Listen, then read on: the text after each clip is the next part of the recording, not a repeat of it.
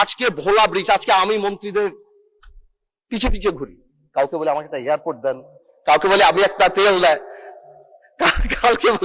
কাউকে বলি আমাকে একটু এয়ারপোর্ট করে দেন, আমাকে বিশ্ববিদ্যালয় এবং আমার ভোলা ব্রিজ সেতু। অনেকেই এটা কনফিউশন যে এই বাজেটের মধ্যে কেন ভোলা বরিশাল সেতুর কথা আসলো না। আমি মনে হয় কয়েকবার আমার সেতু মন্ত্রী সাহেবকে ফোন করেছি, জানতে চেষ্টা করেছি, উনি আমাকে আশ্বস্ত করেছে ডিপিপি অনুমোদন হবে, তারপর G2G অথবা পিপি আদল হবে। এবার এটা কবে হবে আমি জানতে চাচ্ছি। এয়ারপোর্ট আমি ভোলাবাসীর জন্য ঢাকা আসার জন্য চাচ্ছি না, বিকজ ওয়ান্স এই ইনফ্রাস্ট্রাকচার, যে নদী ভাঙানোর জন্য আমাদের আলী সাহেবের পিছে ঘুরি, মন্ত্রীদের আমার পিছে ঘোরা উচিত। I am sitting on gold mine, 1.3 trillion cubic metre, মন্ত্রী আমার পিছে পিছে ঘুরবে। পার্থ ভাই, ভোলার মানুষের ঘুম ভাঙবে হেলিকপ্টারের আওয়াজে, বিলিয়নিয়ার আসবে ভোলাতে।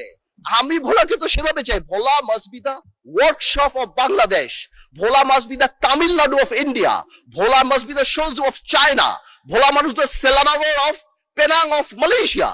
আপনারা ভোলাকে আলাদা ভোলা ডেভেলপমেন্ট কমিটি করেন। আমার হাসপাতালের জন্য ভোলার জন্য ঘুরতে হচ্ছে, আমার একটা এয়ারপোর্ট তো সম্ভবই না, আমার বলে দিচ্ছে টাকা পয়সা নাই, এয়ার স্ক্রিপ্ট যদি। আমি কেন চাচ্ছি, যাতে একটা বিদেশি যখন ইনভেস্ট করতে আসে তখন সেই ইনফ্রাস্ট্রাকচারের কথা জিজ্ঞেস করে।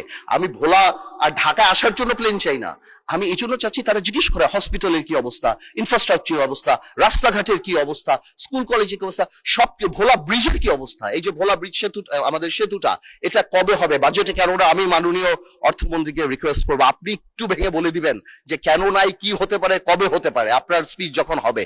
তো এই পুরো জিনিসটা আমাদের মাথায় রাখতে হবে যে ভোলাকে আপনারা ইউজ করেন। Bhola could be the heart, Bhola could be the মানে heart of the economy of the country. আর এই কারণে আমাদের ইনফ্রাস্ট্রাকচার ডেভেলপমেন্ট অনেক দরকার।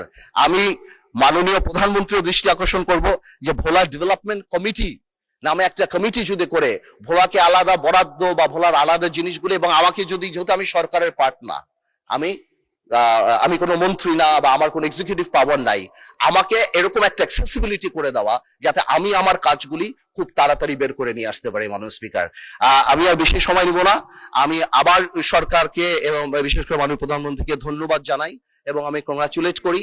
এবং আমরা দেশবাসী এবং আমরা সবাই বসে আছি যে এই চুক্তির ডিটেইলস গুলি আমরা ইনশাল্লাহ কবে জানবো, যাতে করে আমরা ডিটেইলস আলাপ করতে পারবো। আপনাদের সবাইকে ধন্যবাদ।